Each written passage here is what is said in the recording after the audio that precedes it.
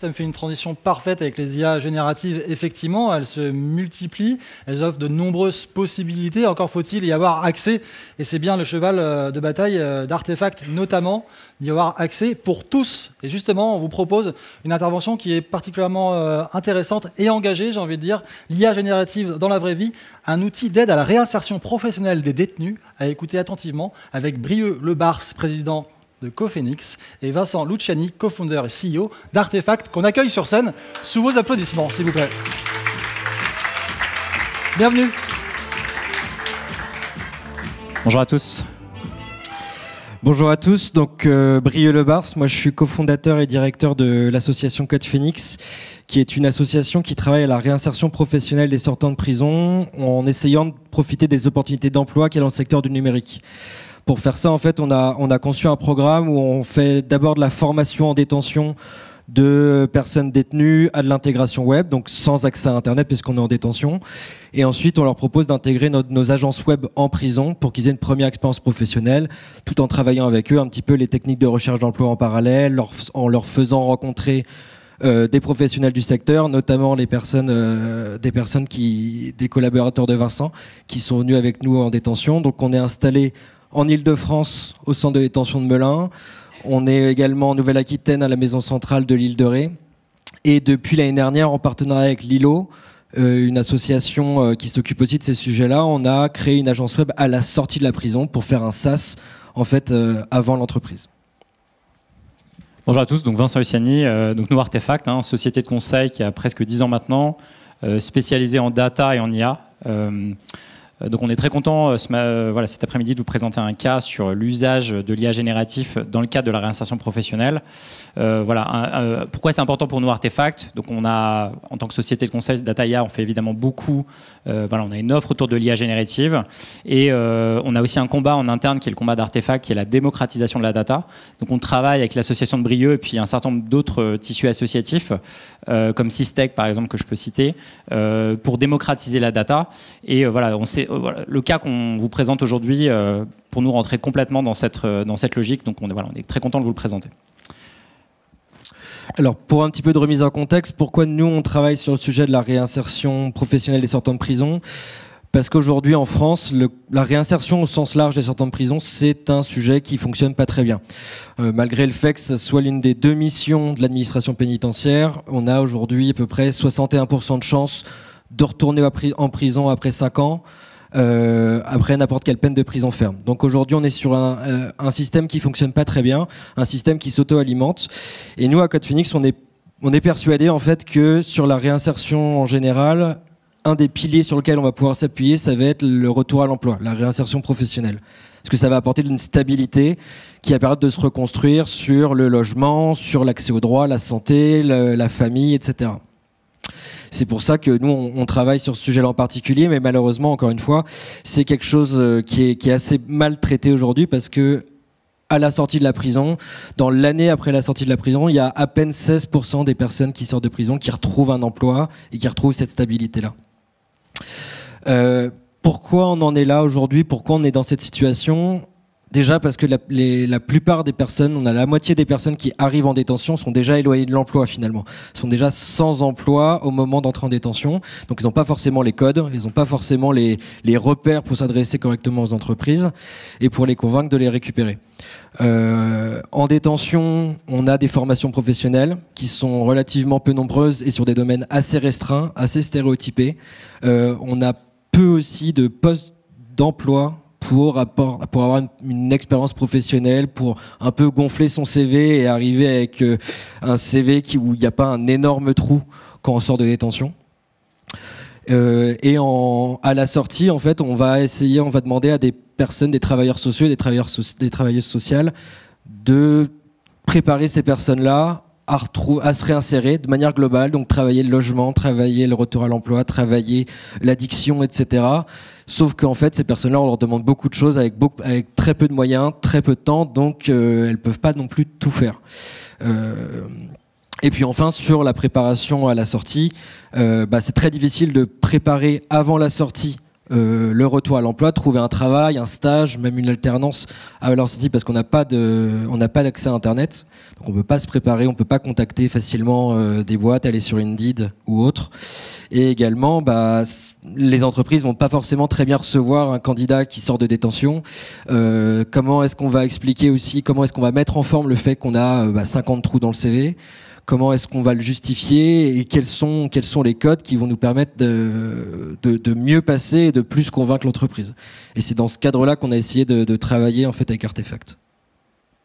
Voilà, donc nous on a travaillé sur un projet précis qui est d'aider finalement les gens qui sortent de détention, qui sont en cas de réinsertion professionnelle, à produire en fait une lettre de motivation. Alors pourquoi la lettre de motivation ? En fait, ça s'y prête très bien. C'est-à-dire que c'est un objet qui est quand même assez standardisé, normé, qui peut être sujet en fait à un certain nombre de fautes d'orthographe, fautes grammaticales, et sur lequel évidemment l'usage de l'IA génératif apporte beaucoup de valeur. Tel qu'on l'a perçu, c'est un coup de pouce à la personne qui sort de détention. Ça ne va pas résoudre 100% de son problème, mais on en parlait avec Brieux, il y a la logique de la peur de la feuille blanche.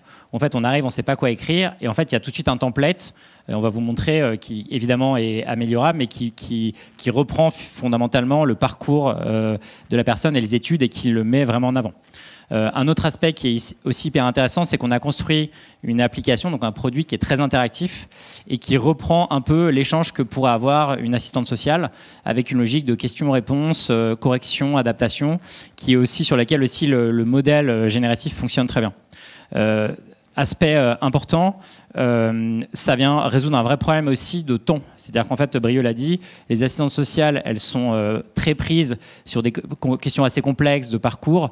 Elles n'ont pas tout le temps de s'asseoir avec un détenu ou un ex-détenu pour écrire la lettre de motivation. Et donc ça, c'est un gain de temps qui est quand même assez important. Donc ça, c'est sur l'objet. Au départ, cette lettre, elle est à destination de l'ensemble des détenus, et on a commencé par les personnes qui sont sorties de détention, parce qu'évidemment, pour l'instant, il faut avoir accès à Internet pour pouvoir l'utiliser, mais l'objectif, c'est pouvoir l'utiliser aussi en milieu de détention, et donc on travaillera sur une version qui sera offline, et un certain nombre d'outils qui permettent de faire ça. Dernier sujet qui est aussi hyper important, une partie des détenus a aussi participé à la construction de cette application, donc notamment le front que vous allez voir, les détenus codent eux-mêmes, et donc ça c'est aussi donc l'objet et la façon dont on a travaillé est aussi quelque chose qui est propice à la réinsertion. Donc on va vous montrer une petite démo. Si on peut lancer la vidéo en régie, je vais montrer à quoi ça ressemble. Donc ça s'appelle Victoria. Voilà.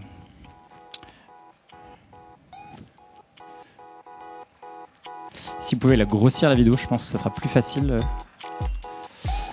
Voilà, donc comme vous voyez, donc ça se présente sous la forme d'une application sur le téléphone.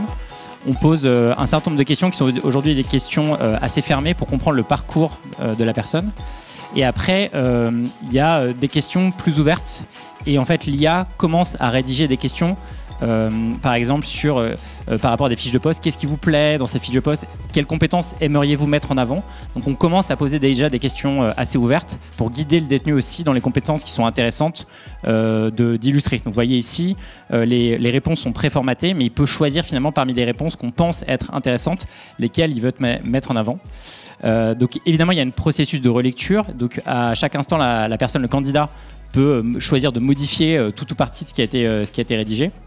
Et en fait, on vient, au moment de la motivation, faire rencontrer quelque part la biographie de la personne, du candidat, avec finalement ce que vient rechercher la fiche de poste pour produire la lettre de motivation, qui est donc un mélange entre d'un côté les compétences attendues, puis de l'autre les compétences du candidat. Et donc vous voyez finalement la lettre de motivation devant vous qui est donc produite, et sur lequel le détenu ou l'ex-détenu peut le relire. Et voilà, on vient ajouter quelques informations à la fin, et la lettre est prête. Voilà. Tac. Point important, à la fin du parcours, et vous voyez ici, on guide aussi le candidat sur un certain nombre de tutos pour qu'il ne soit pas complètement, on va dire, livré à la technologie, qu'il puisse lui-même rédiger une partie de la lettre lui-même. On lui donne des guides là-dessus, sur la lettre de motivation, sur le CV, sur LinkedIn. Il y a tout un tas d'informations qu'il va retrouver. L'objectif pour nous, c'est de donner un coup de pouce, c'est pas de remplacer quelqu'un, parce qu'évidemment, ça pose des questions sur je suis complètement dépendant, donc le candidat ou l'employeur reçoit une lettre que j'ai pas écrite moi-même. Donc l'objectif, c'est aussi d'aider la personne pour qu'elle soit en confiance pour l'écrire elle-même la prochaine fois. Voilà. Alors comment est-ce qu'on a fait ça? Donc je pense que tout le monde est familier dans la salle avec ChatGPT. C'est un tout petit peu plus compliqué que ChatGPT parce que ici on vient guider et déterminer finalement qu'est-ce qu'on attend sur les différentes actions.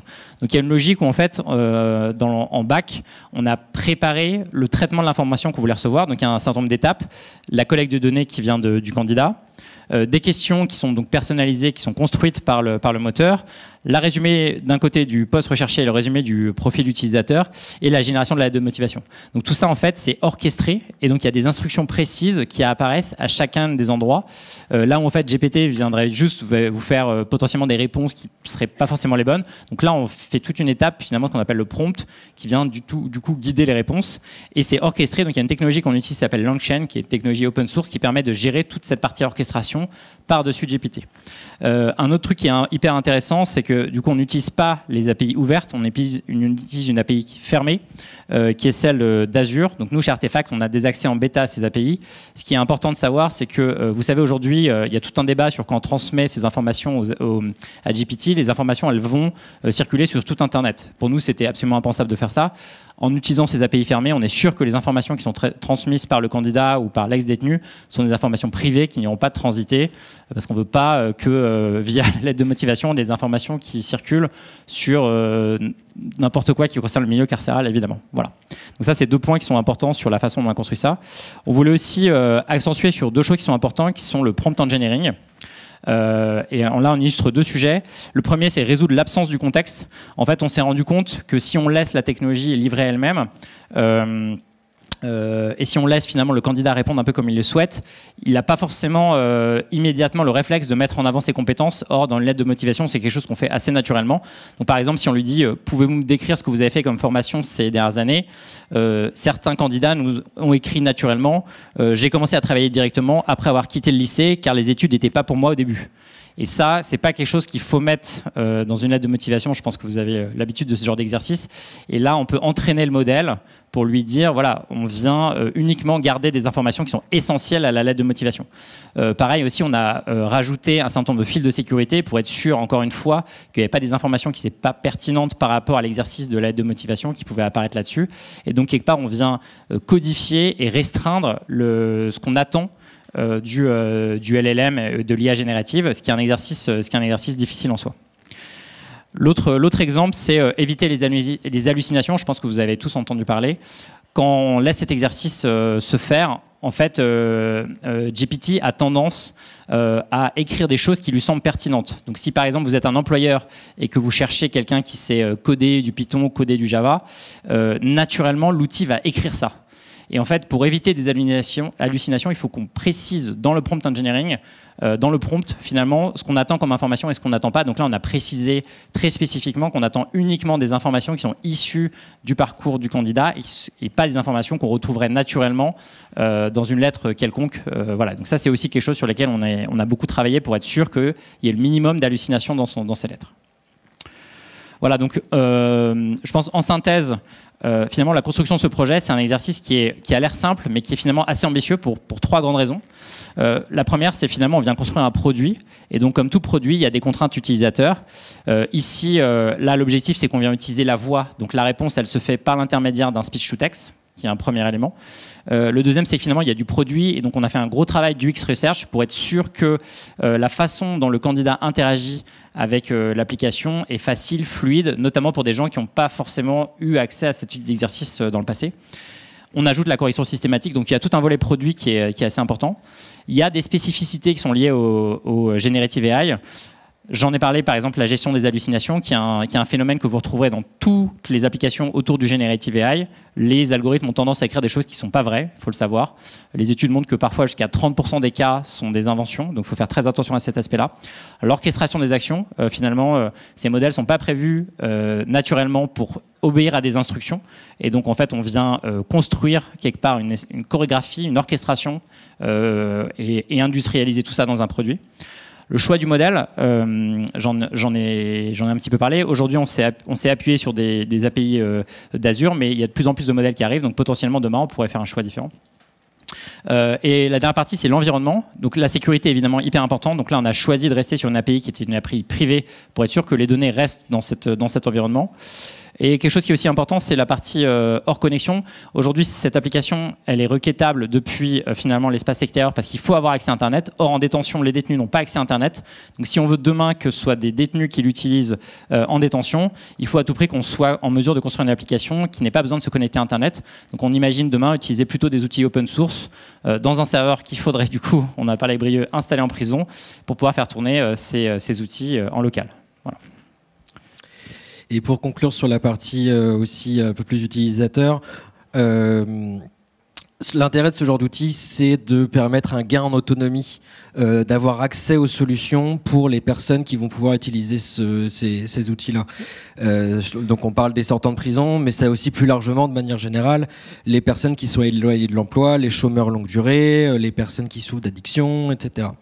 La question de l'autonomie, elle est centrale, notamment pour nos publics qui sortent de prison, parce que c'est un milieu où on perd énormément d'autonomie.